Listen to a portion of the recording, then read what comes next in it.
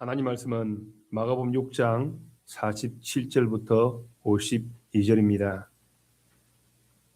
저물매 배는 바다 가운데 있고 예수께서는 홀로 무태 계시다가 바람이 거스름으로 제자들이 힘겹게 놓아졌는 것을 보시고 밤 사경쯤에 바다 위로 걸어서 그들에게 오사 지나가려고 하시매 제자들이 그가 바다 위로 걸어오심을 보고 유령인가 하여 소리지르니 그들이 다 예수를 보고 놀람이라.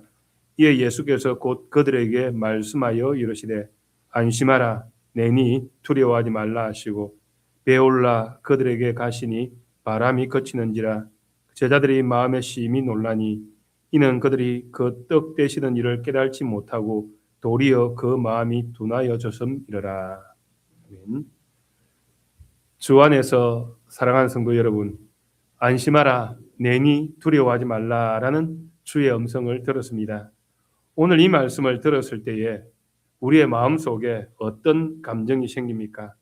우리의 삶 속에 어떤 변화가 생깁니까? 이 말씀이 오늘 우리에게 어떤 힘을 주는 것입니까? 예수님은 빈들에 모인 사람들을 보았습니다. 예수님은 그 모습을 두고 목자 없는 양과 같다라고 불쌍히 여기셨습니다. 목자 없는 양, 이 표현은 우리들에게 푸른 풀밭과 쉴만한 물가로 인도하는 그런 땅을 생각하게 하고 또한 그런 땅이 없는 삶을 살아가고 있는 백성들에 대한 이야기다라는 생각을 하게 됩니다. 그래서 오병이어를 통하여서 예수님은 자신이 누구신가를 밝히셨습니다. 예수님은 빈들에 모인 그 많은 무리들을 푸른 풀밭에 앉게 하셨습니다. 그리고 그들에게 보리떡 5개와 물고기 2마리를 통하여 가지사 축사하시고 떼어 제자들에게 주어 사람들에게 나누어 주게 하셨습니다. 예수님은 참된 목자이셨습니다. 그는 사람들을 푸른 풀밭에 앉아 쉴 수 있도록 하셨습니다. 그는 푸른 풀밭 쉴 만한 물가에서 자기 백성을 먹이셨습니다. 이 장면은 모세가 이스라엘 백성들을 출애굽할 때 광야의 모습을 기억하게 합니다. 이스라엘 백성들은 빈들에서 약 200만 명이 모여 있습니다. 이 엄청난 인원수가 이동하는 그 장면 가운데 그들에게 쉴 만한 물가가 없었습니다. 먹을 만한 그런 풀이 없었습니다. 그들이 배불릴 수 없었다라는 사실을 발견하게 됩니다. 그래서 그들은 하나님을 향하여서 원망하였습니다. 우리들은 광야에서 굶어 죽게 한다라고 그렇게 원망하였습니다. 그때 야훼 하나님은 자기 백성들에게 하늘에서 만나를 내려주셨습니다. 이스라엘 백성들은 많은 옷을 가지지 않았습니다. 신발도 많이 가지지 않았습니다. 그들에게는 사 먹을 가게도 없었습니다. 그러나 야훼는 그들을 먹이셨습니다. 기억하십니까? 제자들에게 하나님의 말씀을 들고 너희가 나아가라라고 말씀하실 때에 지팡이를 들고 2벌의 옷도 가지지 말라고 말씀하셨습니다. 먹을 많은 음식을 준비하지 말라고 말씀하셨습니다. 하나님이 먹이 줄 것이다 라고 그렇게 말씀하셨습니다. 여러분 기억하십니까? 가게도 없었고 아무것도 없었지만 야훼는 그를 먹이셨습니다. 그들을 입히셨습니다. 그들의 신발이 헤어지지 않았다라고 그렇게 말합니다. 여기에서 예수님은 누구십니까? 라는 질문을 하게 됩니다. 그리고 마가의 음성으로 우리의 눈을 돌리게 합니다. 이는 그들이 그 떡 되시는 일을 깨달지 못하고 도리어 그 마음이 둔하여졌음이러라. 그리고 예수님은 바다 위로 걸어오셨습니다. 제자들은 두려움에 사로잡혔습니다. 오늘 본문은 예수님이 제자들에게 오셔서 지나가시려고 하셨다라는 것입니다. 우리는 생각할 때 제자들을 만나서 무언가를 하시기 위하여 오셨다라고 생각하지만 본문은 그렇게 말하지 않습니다. 지나가시려고 하셨다라는 것입니다. 그때 제자들은 유령인가 하여 예수님을 향해서 막 여러 가지 소리를 쳤습니다. 그때 예수님은 말씀하셨습니다. 안심하라 내니 두려워하지 말라라는 것입니다. 사랑하는 여러분, 주님이 하신 이 말씀을 들을 때 여러분의 생각은 무엇입니까? 여러분들은 이 말씀의 의미들을 어떻게 생각합니까? 주님은 오병이어의 역사를 이루신 분, 그리고 바다도 잠잠게 하신 분으로 이해하십니까? 주님은 단순히 이런 목적으로 이 말씀을 하지 않으셨습니다. 예수님은 나는 너희의 목자이며 나는 야훼다라는 자기 계시를 하셨습니다. 오늘 이 본문으로 나눌 주의 말씀의 주제는 안심하라 내니 두려워하지 말라라는 것입니다. 이를 통하여 다음 세 가지 대지로 주의 말씀을 나눕니다. 첫째, 두려움의 이유, 떡을 떼시던 일을 깨닫지 못함의 의미입니다. 둘째, 두려움을 주신 이유, 제자들을 지나가시려고 바다 위를 걸어오심의 의미입니다. 셋째, 안심하라 내니 두려워하지 말라는 말씀의 제자들의 적용과 오늘 우리 시대에 무엇을 적용시켜 가야 할 것인가를 볼 것입니다. 첫째, 두려움의 이유, 떡을 떼시던 일을 깨닫지 못함의 의미라는 것입니다. 사랑하는 성도 여러분, 우리는 먼저 본문 속 제자들이 왜 그토록 바다 위에서 두려워했는지를 살펴야만 합니다. 그들은 캄캄한 바다에서 극심한 공포에 질렸습니다. 그 근본적인 이유가 무엇일까요? 여러분도 한번 생각해 보시길 바랍니다. 앞에 아무것도 해결될 수 있는 일도 없는데 우리 주머니에는 아무것도 없습니다. 내가 당장 먹을 것도 없습니다. 그럴 때 우리의 두려움의 이유가 무엇인가라는 것입니다. 오늘 본문은 이렇게 말합니다. 마가복음 6장 52절에 제자들의 영적인 상태를 말할 때 이는 그들이 그 떡 떼시던 일을 깨닫지 못하고 도리어 그 마음이 둔하여졌음이러라 라고 말합니다. 제자들은 풍랑 속에서 두려워하는 진짜 이유는 거센 바람 때문이 아닙니다. 유령 같은 것이 걸어오기 때문이 아니다라는 것입니다. 파도가 높아서가 아닙니다. 바로 앞서 경험했던 오병이어의 기적이 온전하게 깨닫지 못하였기 때문이다라고 그렇게 말합니다. 즉 이 기적의 의미를 깨닫지 못했다라는 것입니다. 성도 여러분, 이 풍랑의 사건이 있기 불과 얼마 전에 상황을 떠올려 보십시오. 장소는 빈들입니다. 헬라어 원어로 보면 사람이 살 수 없는 광야라는 뜻입니다. 예수님께서는 그 메마른 광야에 모인 수많은 무리들을 보셨습니다. 그리고 주님의 마음을 이렇게 기록합니다. 예수께서 나오사 큰 무리를 보시고 그 목자 없는 양 같음을 인하여 불쌍히 여기사라고 말합니다. 목자 없는 양이라는 표현은 구약 성경을 통하여 중요한 선언입니다. 이스라엘 백성들은 지금 푸른 풀밭도 쉴만한 물가도 없는 메마른 광야에 있었습니다. 로마 제국의 압제 아래에 있는 것처럼 그렇게 보입니다. 또한 타락한 종교 지도자들은 백성을 돌보지 않는 그런 상황 가운데 있습니다. 과거 모세가 죽음을 앞두고 하나님께 드린 그 기도를 생각할 수 있습니다. 민수기 27장에 바라보게 되어지면 야훼의 회중이 목자 없는 양같이 되지 않게 하옵소서라고 말했습니다. 야훼의 회중이 당신의 언약의 백성이 목자 없는 양같이 되지 않기를 원합니다라고 그렇게 말합니다. 모세의 기도를 들으신 이후에 야훼께서 여호수아를 세우셨습니다. 즉 목자를 세우셨다라고 말합니다. 이제 시대가 흘렀습니다. 참된 구원자이신 예수님이 오셨습니다. 예수님은 헬라어로 하면 그 이름이 여호수아입니다. 새로운 여호수아이신 예수님께서 메마른 광야에서 계십니다. 그리고 이스라엘 백성을 향해 깊은 긍휼을 느끼십니다. 에스겔 선자의 예언이 성취되는 또한 순간입니다. 에스겔서 34장에서 하나님은 거짓 목자들을 심판하시며 이렇게 약속하십니다. 내가 친히 내 양의 목자가 되어 그들을 누울 수 있게 할지라 주 야훼의 말씀이니라. 내가 친히 내 양의 목자가 되어 내가 친히 내 양의 목자가 되어 예수님은 자신이 바로 에스겔에 약속되어진 야훼 하나님이심을 드러냅니다. 참된 목자가 되어주신 것입니다. 주님은 제자들에게 명하십니다. 수많은 사람들을 떼지 않게 하셨습니다. 그런데 마가는 아주 독특한 단어를 사용합니다. 푸른 잔디 위에 앉게 하였다라고 말합니다. 성도 여러분, 상식적으로 생각해 보면 이곳은 광야입니다. 메마른 빈들입니다. 그런데 어떻게 푸른 잔디가 있습니까? 푸른 초장이 어떻게 있을 수 있습니까? 이것은 마가가 우리에게 시편 23편을 떠올리게 합니다. 우리는 너무나 잘 아는 시편 23편에 야훼는 나의 목자시니 내게 부족함이 없으리로다. 그가 나를 푸른 풀밭에 누이시며 쉴만한 물가로 인도하시는 도다.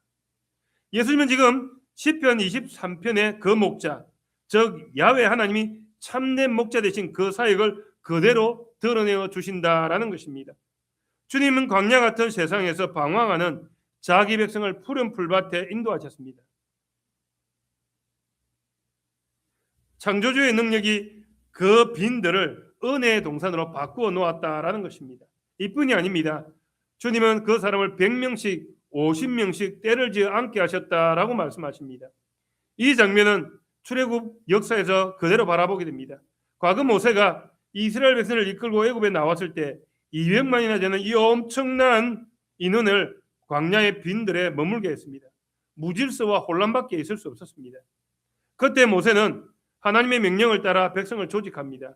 출애굽기 18장에 보게 되어지면 그 백성들을 천부장과 백부장과 50부장과 10부장으로 세우는 그 장면들을 바라보게 됩니다. 예수님은 지금 새로운 나라를 세워가고 계십니다. 새로운 출애굽을 이루시는 분이 바로 예수님이십니다. 광야에 있는 이스라엘 백성들에게 가장 심각한 문제는 먹을 것이 없다는 것이었습니다. 쉴 만한 물가가 없다라는 것입니다. 배부를 만한 푸른 풀밭이 없다라는 것입니다. 시편 78편에 보면 이스라엘 백성의 불신앙을 이렇게 기록하고 있습니다.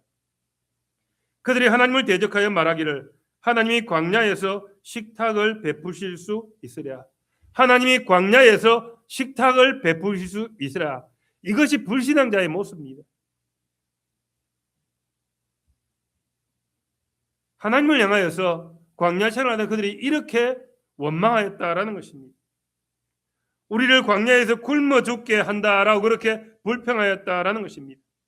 그때 야훼 하나님께서 어떻게 하셨습니까? 하나님께서 만나를 비같이 내려주셨습니다. 자기 백성들을 배불리 먹이셨습니다. 광야의 식탁을 베풀어 주셨습니다. 저 광야에서 자기 백성을 먹이시고 입히시는 분은 오직 창조주 야훼 하나님 한 분뿐이시다라는 것입니다. 마찬가지로 우리 주님은 보리떡 5개와 물고기 2마리를 가지셨습니다. 하늘을 우러러 축사하시고 그리고 무려 5,000명이 넘는 사람들을 배불리 먹이셨습니다. 남은 조각이 12조각이 있었다라고 그렇게 말합니다. 이 오병이어의 기적은 단순한 기적이 아닙니다. 수많은 사람들은 우리를 먹인다라는 그 기적 정도로만 생각을 합니다. 이 오병이어의 사건은 사람들의 배를 잠시 채워주는 구호활동이 아닙니다. 이 엄청난 기적을 통해 예수님은 자기의 정체성을 선포하고 계시하셨다라는 것입니다. 내가 바로 시편 23편의 그 참된 목자다라고 그렇게 말씀하고 있습니다. 내가 바로 모세 시대에 하늘에서 만나를 내렸던 그 창조주 야훼시다라는 것입니다. 모세는 하늘에서 내려진 그 만나를 죽게 하였지만 우리 주님은 보리떡 5개와 물고기 2마리를 직접 나누어 주셨습니다. 내가 광야에서 풍성한 식탁을 베푸는 생명의 주관자다라고 그렇게 선포하신 것입니다. 예수님은 자신이 이스라엘의 참된 목자이심을 분명하게 계시하셨습니다. 단순한 선지자가 아닙니다. 병을 고치는 의사도 아닙니다. 우리는 때때로 그렇게 생각합니다. 주님이 나의 삶에 번영을 주시는 분, 내 질병을 고치는 분, 그리고 내가 살아갈 때 여러 가지 많은 환경에 어려움을 겪을 때 나를 혼자 두지 않는 분, 그 정도로 생각합니다. 아닙니다. 아닙니다. 주님은 야훼이십니다. 주님은 창조주 하나님이시다라는 그 사실을 드러내고 있다라는 것입니다. 하지만 여러분, 제자들의 반응은 어떠합니까? 참으로 안타깝습니다. 그들은 예수님이 떼어주시는 그 떡을 직접 받았습니다. 그리고 무리들에게 직접 나누어 주었습니다. 기적의 한가운데 있는 사람이었습니다.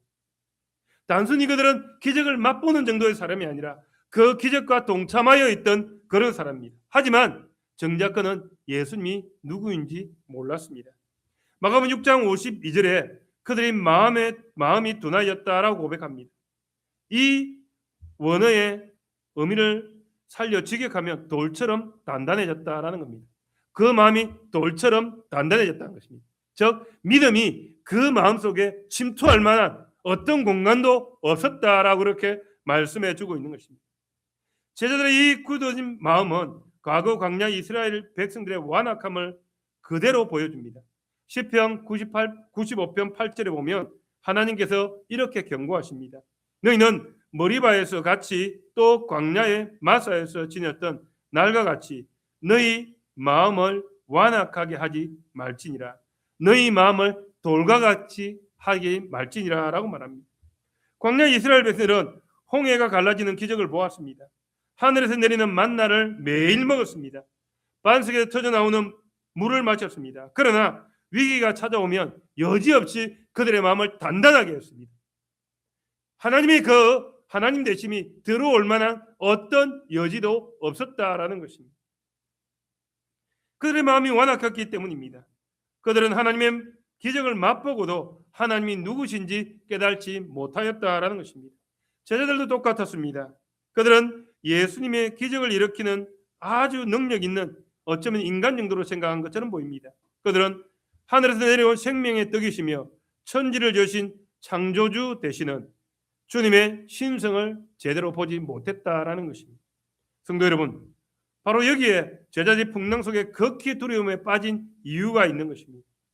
만약 제자들이 오병이의 기적을 바르게 온전하게 깨달았다면 그들의 고백이 무엇이었을까요?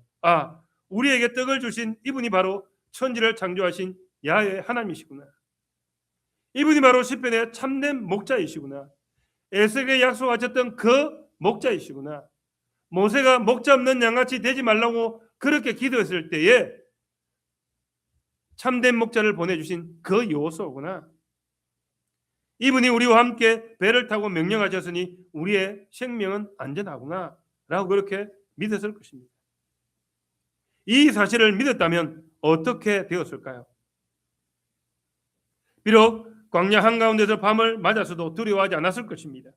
역풍이 불고 엄청난 환경이 찾아온다고 해도 두려워하지 않았을 것입니다.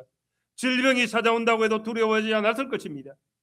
오늘 우리가 이런 상황을 바라보며 두려워하지 않을 이유가 여기에 있다라는 것입니다. 시편 107편 29절의 말씀처럼 광풍을 고요하게 하사 물결도 잠잠하게 하시는 분이시다라고 그렇게 예수님을 소개할 수 있다라는 것입니다. 천지를 지으신 분이 자신들을 건너편으로 가라고 명령하셨으니 아무런 파도가 일어나도 주님이 우리를 저 건너편까지 가게 하실 것이다 라고 그렇게 안심했을 것입니다. 그러나 제자들은 예수님을 육신을 입은 한계 있는 인간으로 제한하려고 이해했다라는 것입니다.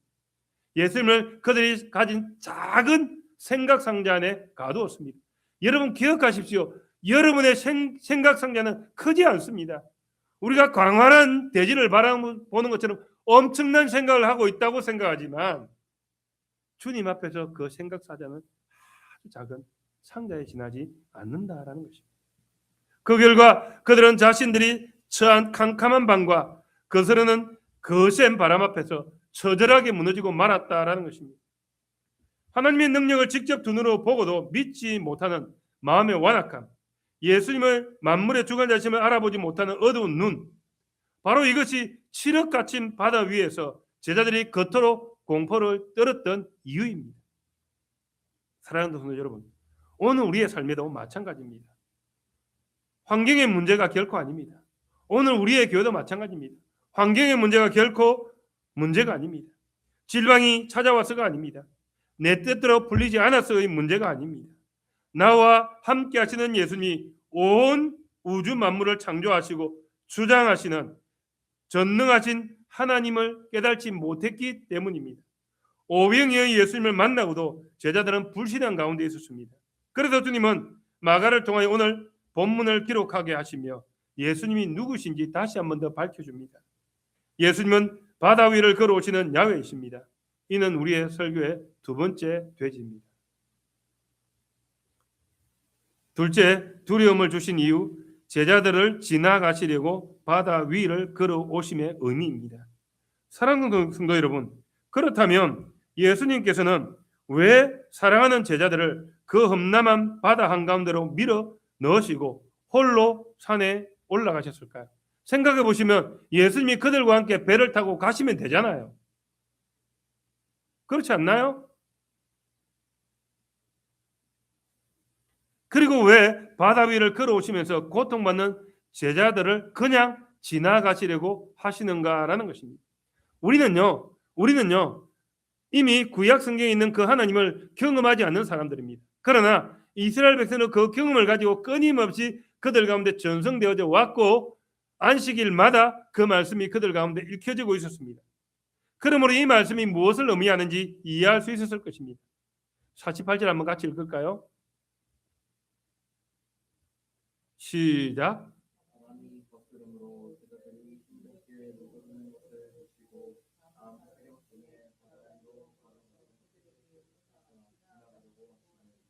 예수님은 오병이어의 기적 이후 무리들의 열광적인 분위기에서 제자들을 보호하시고자 즉시 그들을 재촉하여 배를 타고 건너편 벳세다로 가게 하셨습니다. 그리고 주님은 무리들을 흩어보내신 후에 홀로 산에 올라가셔서 주님 한 아버지와 깊은 교제를 나누었습니다. 육신을 이으신 참 하나님이신 예수님께서 홀로 산에 물러가 기도하셨다는 것, 그분이 우리를 위해서 완벽한 구주가 되셨다라는 사실을 보여줍니다. 주님은 죄가 없어지기 때문에 자신의 죄사함을 구할 필요가 없었지만 그런 죄사함을 구하지 않는 그 가운데 하나님과 완벽한 교제 가운데 들어가셨다라는 것입니다. 그분이 이 완벽한 순종과 기도의 삶이 있었기에 오늘 불완전한 우리에게도 담대하게 하나님께 나아갈 수 있는 그 길을 열어주셨습니다. 산 위에 주님이 기도하시는 동안 아래 바다에서 제자들의 상황은 어땠습니까? 날이 저물고 이제 캄캄해졌습니다. 시간이 밤 사경쯤, 즉 새벽 3시부터 6시 사이가 되어졌다라고 그렇게 말합니다. 제자들은 호수 한가운데 거센 맞바람을 만났습니다. 이렇게 오랜 동안 있었다라는 것은 바람이 굉장히 거셌다라는 장면을 생각하게 합니다. 살기 위해 밤새도록 노를 지었지만 배는 앞으로 나가지 못했습니다. 문자 그대로 생사를 오가는 그런 고통 속에서 사투를 벌이고 있었다라는 것입니다. 공간적으로 보면 산 위에 평안히 계시는 주님과 바다 가운데 버려진 사투를 벌이는 그 제자들의 모습이 극명하게 대조를 이루고 있다는 사실을 발견하게 될 것입니다. 제자들의 눈에는 예수님이 보이지 않았습니다. 철저한 부재였습니다. 고립이라고 느꼈을 것입니다. 하지만 성도 여러분, 놀라운 은혜의 사실을 발견하게 됩니다. 예수님은 저 높은 산 위에서 칠흑 같은 어둠 속에서 제자들이 힘겹게 노젓는 그 모습을 보셨다라고 그렇게 말씀하십니다. 주님은 결코 그들을 잊지 않으셨습니다.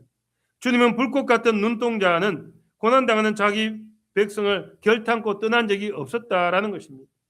주님은 제자들을 구원하시기 위해 친히 바다 위를 걸어서 그들에게 나아오십니다. 성경 전체를 통틀어 인간이 바다의 물결 위를 맨발로 걷는다라는 그런 것은 상상할 수가 없습니다. 여러분 성경을 읽을 때 그런 거 보셨습니까? 바다 물결을 걷는다라는 것을 보셨습니까? 오직 하나님 한 분 외에는 그런 일을 하실 수 없습니다. 구약 성경 욥기 9장 8절에 보면 분명히 그렇게 기록합니다. 그가 홀로 하늘을 펴시며 바다 물결을 밟으시며 바다 물결을 밟으시며 혼돈과 죽음을 상징하는 바다의 거센 물결을 발로 밟고 지나가시는 분이 바로 하나님이시다라고 그렇게 말씀하십니다. 시편 77편 19절에 주의 길이 바다 위에 있고 주의 고든 길이 큰 물에 있었으나 주의 발자취를 알 수 없었나이다 라고 그렇게 말합니다. 따라서 예수님께서 바다 위를 걸어오시는 것은 자신이 곧 욥기와 시편에 찬양했던 그 창조주 야훼 하나님이심을 제자들의 눈앞에 보여주고 있는 것입니다. 자기 계시를 하셨다라고 말합니다. 우리가 생각할 때 바다 위를 걸어가시는 놀라우신 야훼이시다라고 생각하지만 그 제자들 향해서 내가 야훼다라는 사실을 보여줍니다. 우리는 물 위를 걸어가는 것을 생각하면 이렇게 생각할 수 있죠. 천지를 창조하셨던 하나님, 그 정도로 생각할 수 있습니다. 그러나 유대인은 다르죠. 바다를 밟고 지나가시던 하나님. 오직 하나님만 그 걸음을 걸으실 수 있습니다. 라고 그들은 그렇게 받아들인 것입니다. 우리보다 훨씬 더 실제적입니다.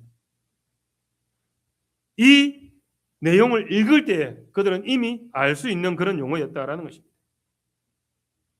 그런데 여기서 아주 독특하고 우리가 쉽게 이해하기 어려운 표현이 등장합니다. 48절 하반절을 보면 예수님께서 제자들에게 오시는데 지나가시려고 하시매라고 말합니다.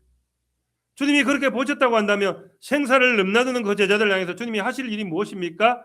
나는 그들을 보았고 그들에게 가야 하겠노라. 그들의 배로 올라가서 그들을 잠잠하게 하며 내가 야훼 되심을 계시해야 되겠다라고 그렇게 생각하는 것이 정당하지 않습니까? 근데 야훼께서는 그들을 못 본 척하고 어쩌면 지나가는 것처럼 보이는 그런 용어를 사용하고 있다라는 것입니다. 왜 지나가려 하신다라고 그렇게 말씀하셨을까요?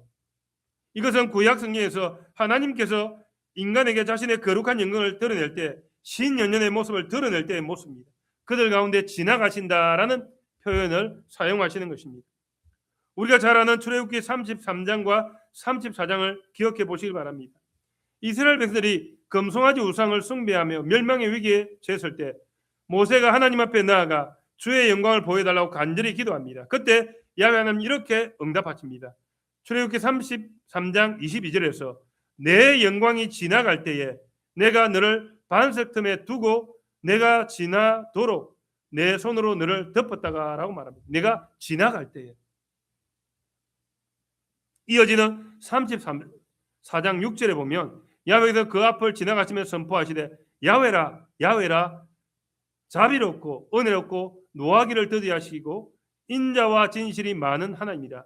야훼께서 그 앞을 지나가시며 야훼께서 그 앞을 지나가시며 주님께서 그 풍랑이 있는 바다를 지나가시며 제자들이 있는 배를 지나가시며 뭡니까? 나는 야훼라 나는 야훼라 자비롭고 은혜롭고 노하기를 더디하고 인자와 진실이 많은 하나님이다 라고 그렇게 그는 선포하고 계신 것입니다. 우리가 이 용어를 모를 때는 이 용어를 모르는 사람에게는 이 말 자체가 의미 없어 보입니다. 이 행동 자체가 의미 없는 행동처럼 보입니다. 여러분 생각해 보세요. 저기 내 아이가 있습니다. 그래서 엄마가 쫙 팔을 벌렸습니다. 무슨 말입니까? 얘 이리 와. 이리 와. 내가 너를 안아줄게.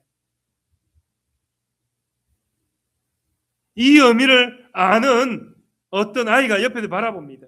어떤 여인이 이 모습을 바라봅니다. 그럼 뭐라고 말할까요? 아이를 향해 손을 뻗었구나. 정말로 저분은 저 아이의 어머니구나 라고 그렇게 생각하지 않을까요? 그러나 이 사실을 모르면 어떻습니까? 왜 손을 뻗었을까? 무엇 때문에 손을 뻗었을까? 이유가 뭘까? 수많은 질문을 하지 않을까요? 오늘 우리도 그러합니다. 이 말씀을 들었을 때에 예수님이 그들 가운데 지나가시려 하셨다라는 말씀을 들을 때에 마가가 이 용어를 사용할 때에 우리는 이 용어를 들으면서 뭐라고 말할까요? 그냥 지나가시는가 보다. 바다 위를 지나가시는 놀라운 능력을 가진 어떤 사람인가 보다라고 생각하겠죠. 그러나 이스라엘 백성은 다릅니다. 제자들은 다릅니다. 이렇게 지나가실 때 구약에서 우리와 언약을 맺으시고 나는 너의 하나님 되고 너는 내 백성이 될 것이다. 그러므로 나는 영원히 너를 보존하겠다라고 말씀하셨던 그 하나님이 오늘 이 풍랑 앞에서 지나가신다. 그러면서 말씀하신다. 나는 야훼라. 나는 야훼라. 자비롭고 은혜가 많은 하나님이라. 나는 너의 하나님 된다. 그 계시에 고백을 하고 계신 것입니다. 놀랍지 않습니까? 마가가 이 용어를 왜 썼을까요? 오병이의 놀라운 기적의 떡을 먹고도 그 능력을 온전하게 믿지 못했던 제자들에게 예수님은 친히 바다를 밟으시는 창조주 하나님을 드러내셨다라는 것입니다.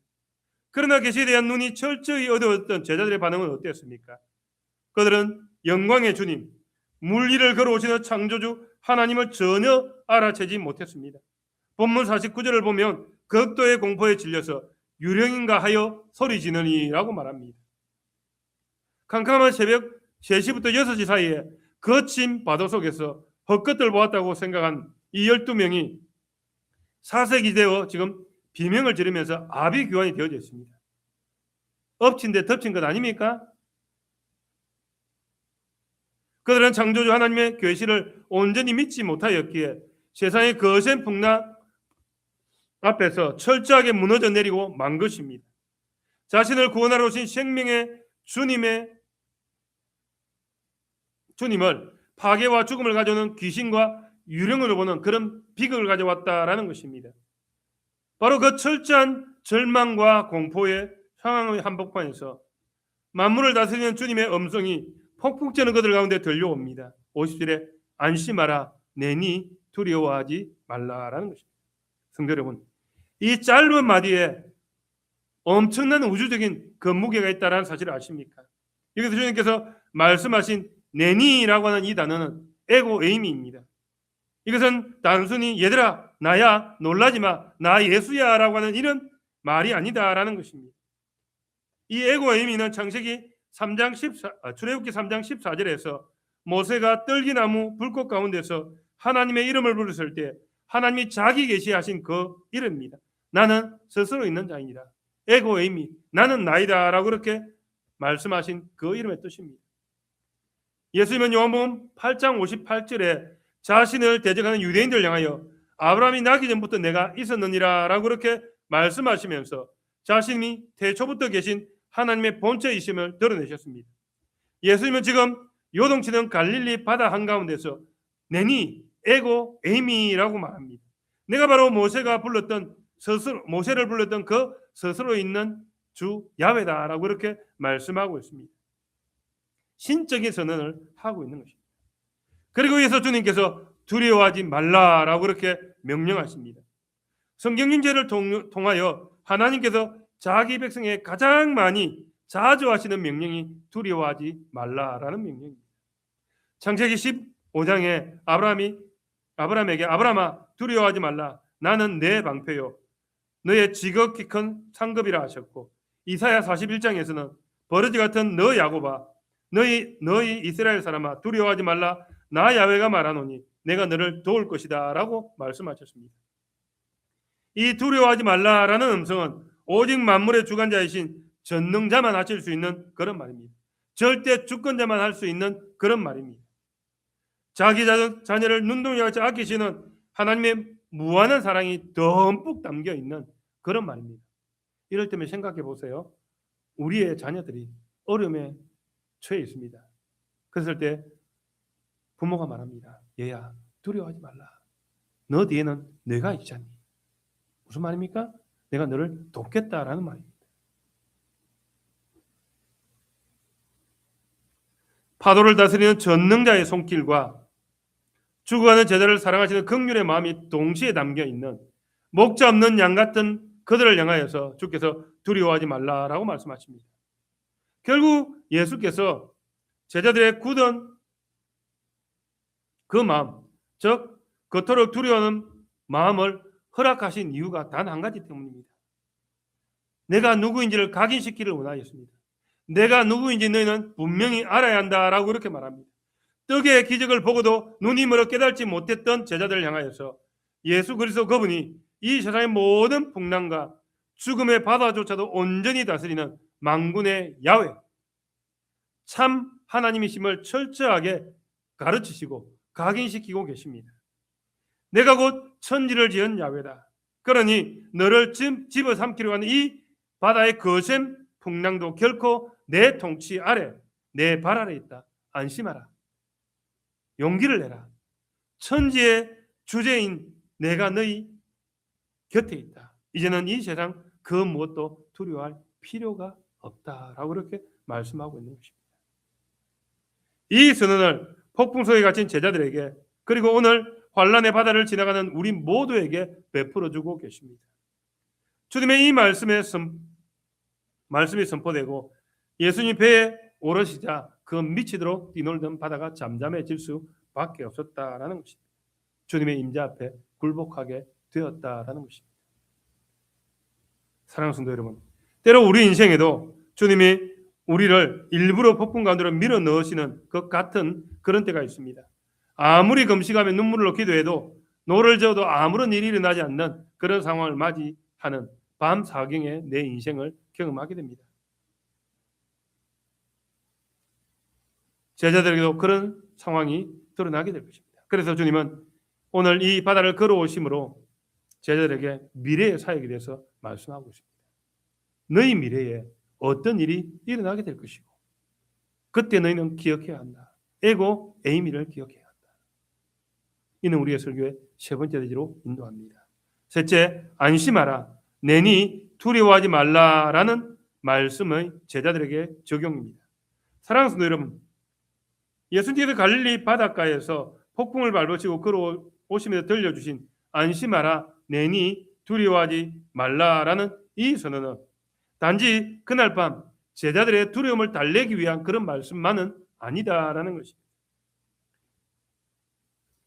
이 사건은 앞으로 제자들이 감당해야 될 위대한 사역, 특별히 하나님 나라를 세워가는 그 일들의 계시적인 기적에 대해서 말씀하고 있는 것입니다.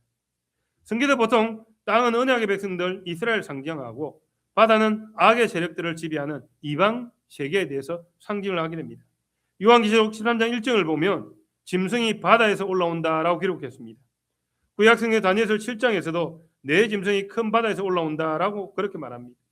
바다는 흑암의 권세가 지배하는 세상입니다. 오병이어의 기적이 이스라엘 땅이라는 이 땅에서 이루어져서 유대인들을 먹이셨다고 한다면 예수님의 제자들은 억지로 배에 태워 바다로 보내셨다라는 이 말은 그들이 앞으로 해야 될 사역을 말씀해 주고 있습니다. 장차 예수님께서 십자가를 지시고 죽으시고 부활하시고 성천하신 후에 오순절날 성령이 임하시면 제자들이 뭘 해야 될 것인가에 대해서 말씀합니다. 그들은 복음을 들고 가야만 합니다. 이방화되어진 이스라엘과 이방인의 땅으로 가서 복음을 전하야만 합니다. 그들은 하나님 나라를 확장하며 나아가야만 합니다. 그래서 주님은 기도하시는 동안 제자들을 바다로 보내셨다라고 말씀하십니다. 그렇다면 바다에 불어닥친 거센 마파랑과 폭풍은 무엇을 의미합니까? 그것은 제자들이 복음을 들고 땅끝까지 나아갈 때 겪게 될 유대인들의 끊임없는 박해와 핍박입니다. 바울은 차라리 자신이 죽는 것이 자신에게 더 유익하다고 말할 정도로 그는 박해를 받았다라는 것입니다. 사도행전과 서신서를 읽어보시면 제자들은 복음을 전하면서 수없이 감옥에 갇히고 매를 맞고 돌에 맞았습니다. 사도 바울은 고린도서 11장 25절에 자신이 3번 파선하고 일주일을 깊은 바다에서 지냈으며 라고 고백합니다. 그들은 진짜 바다의 폭풍뿐만 아니라 유대인들의 핍박 가운데서 하나님 나라를 세워가야만 하는 그 계시를 본 것입니다. 아무리 자기의 힘으로 복음의 노를 저어도 앞으로 나아갈 수 없는 그런 한계의 상황을 맞이합니다. 밤 사경처음에 고난을 겪게 됩니다. 바로 그때 그 캄캄한 감옥과 핍박과 박해 속에서 제자들의 마음은 어땠을까요? 제자들의 마음은 어땠을까요? 갈릴리 밤바다에서 폭풍을 밟고 걸어오셨던 창조주 예수님의 모습과 안심하라, 내니 두려워하지 말라라는 그 음성이 그들 가운데 있었다면 그들에게 어떤 모습이 되어졌을까요? 그래서 사도 바울은 빌립보 감옥에서 내일 사형을 당하여도 전혀 이상하지 않는 상황 가운데 그는 찬송하였다라고 말합니다. 그는 찬송하였습니다. 우리가 믿는 예수님은 유대 땅에 머무시는 작은 랍비가 아니시다. 우리가 복음을 들고 나아가 이 거친 이방세계, 사탄이 지배하는 것 같은 유대인의 핍박이 넘치는 그 바다조차도 완벽하게 밟아 다스리시는 진정한 창조주요 만왕의 왕이시다라고 그렇게 고백하게 된 것입니다. 이 믿음이 있었기에 그들은 핍박을 이길 수 있었습니다.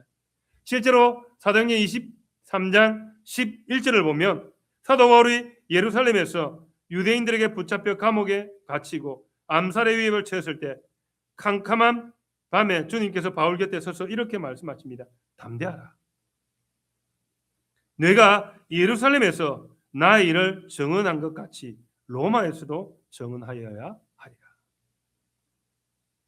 바다의 폭풍이 바울을 집어삼키려고 할 때에 바다를 밟으시는 주님께서 찾아오셔서 갈릴리의 제자들에게 하셨던 똑같은 위로와 사명의 말씀을 주시고 바울과 제자들에게 환난 속에서도 내니 두려워하지 말라라고 이렇게 주님의 말씀으로 굳건하게 붙잡아 주셨다라는 것입니다. 폭풍을 다스리는 주님께서 나와 함께 배에 타고 계심을 여러분은 믿으십니까? 사랑하는 성도 여러분, 오늘 우리의 삶도 한 척의 돛담배처럼 보입니다. 거센 풍랑 앞에서 어떻게 나가야 할까 알 수 없는 그런 작은 배와 같습니다. 재정적인 폭풍은 우리 가운데 찾아옵니다. 사랑하는 사람과의 관계가 깨어지는 풍랑이 찾아옵니다. 도무지 내 힘으로 어떻게 할 수 없는 그런 상황들이 찾아옵니다. 영적인 침체기가 와서 우리는 이 밤 사경쯤에 정말로 어느 것도 나아갈 수 없는 그런 고난 가운데 빠질 때가 있습니다. 아무리 내 경험으로 노를 저어도 아무리 해도 그 자리에 머물러 있었습니다. 결국 목적지에 도달할 수 없는 그런 상황 가운데 있다라는 것입니다. 그러나 성도 여러분, 기억하시길 바랍니다. 우리가 탄 입에는 나침반을 잃은 채 표류하는 난파선이 아니다라는 것입니다. 우리가 비록 고난의 바다 가운데 한가운데서 고통하고 있을지라도 하나님의 보좌 우편에 계신 우리 주님은 지금도 여러분을 흘리는 눈물과 힘겹게 노젓는 것을 보고 계신다라고 그렇게 말씀하십니다. 우리 주님은 졸지도 아니하시고 주무시지도 아니하시는 분이십니다. 불꽃 같은 눈동자로 우리를 지켜보시는 주님이십니다. 시편 121편 4절의 말씀처럼 이스라엘을 지키시는 이는 졸지도 아니하시고 주무시지도 아니하시리로다. 주님의 때가 되면 주님은 상황의 바다를 짓밟으시고 우리에게 반드시 찾아오십니다. 지금 비록 예수님이 육신으로 우리 곁에 계시지 않지만 주님은 성천하시며 우리에게 위대한 약속을 주십니다. 볼지어다 내가 세상 끝날까지 너희와 항상 함께 있으리라. 주님의 이 약속대로 또 다른 보혜사이신 성령님을 우리 마음에 보내주셨습니다. 유대자되신 성령께서 오늘 이 예배 자리에 그리고 여러분이 눈물 흘리는 그 험난한 현장에 찾아오셔서 음성을 들려주십니다. 안심하라, 용기를 내라. 내가 스스로 있는 자 창조주 야훼다. 내가 내 곁에 있으니 더 이상 두려워하지 말아라. 이 말씀은 2000년 전 갈릴리 바다의 제자들에게만 주신 과거의 말씀이 아닙니다. 히브리서 13장 8절에 보면 예수 그리스도는 어제나 오늘이나 영원히 동일하시다라고 말씀하십니다. 어제도 바다를 밟아쳤던 그 주님이 오늘 거센 파도에 지치고 상한 우리에게 찾아오셔서 그 파도를 짓밟으실 것입니다. 그리고 우리에게 생명을 선포하실 것입니다. 이제 말씀을 맺겠습니다. 제자들은 처음에는 마음이 둔화해져서 오병이의 떡의 은혜를 깨닫지 못하였습니다. 기적을 보고도 눈이 어두워졌습니다. 우리는 그들의 눈과 그들과 같이 어리석은 불신앙을 반복해서는 안 될 것입니다. 기억하시길 바랍니다. 우리가 처음 말씀을 들었을 때는 이들 같을 수 있습니다. 구약의 말씀을 읽을 때 그 말씀이 실제적으로 보이지 않을 수도 있습니다. 그러나 우리가 말씀을 계속 듣게 되어지면 그 말씀을 통하여 그 말씀이 실제였다라는 사실을 보게 되어질 것이고, 그리고 성경의 사건들을 읽어갈 때마다 구약의 그 말씀들을 실제로 들었던 그 사람들과 오늘 우리와 같은 감정을 가지게 될 것입니다. 같이 이야기될 것입니다. 우리를 살리시기 위해 십자가에서 자신의 살을 찢으시며 참된 생명의 떡이 되어주신 예수 그리스도, 사망의 권세와 지옥의 모든 풍랑을 그대로 밟아 이기시고 부활하신 영광의 주님이 오늘도 나의 구주가 되심을 마음 깊이 영접하시기를 바랍니다. 내 인생의 거센 바다를 바라보며 원망하고 소리지던 연약함을 이 시간에 회개하시기를 바랍니다. 그리고 내 인생의 배에 오르시기를 원하시는 주님을 기쁨으로 모셔드리시기를 원합니다. 내 삶의 문제들을 주님께 내어 맡기십시오. 그러므로 내 삶을 거스르는 모든 불안과 공포, 질병과 가난의 바람은 창조주 주님 앞에 고요해질 것입니다. 이번 한 주간 세상이라는 바다를 향해 나아갈 때에 내 옆에 계신 창조주 하나님, 바다를 밟으시는 주님을 굳게 신뢰하십시오. 안심하라, 내니 두려워하지 말라 하시는 분이 우리와 함께 계십니다. 이 계시를 주신 분은 어저께나 오늘이나 영원토록 동일하시, 언제나 자기 백성과 함께 하시는 야훼 하나님이십니다. 아멘.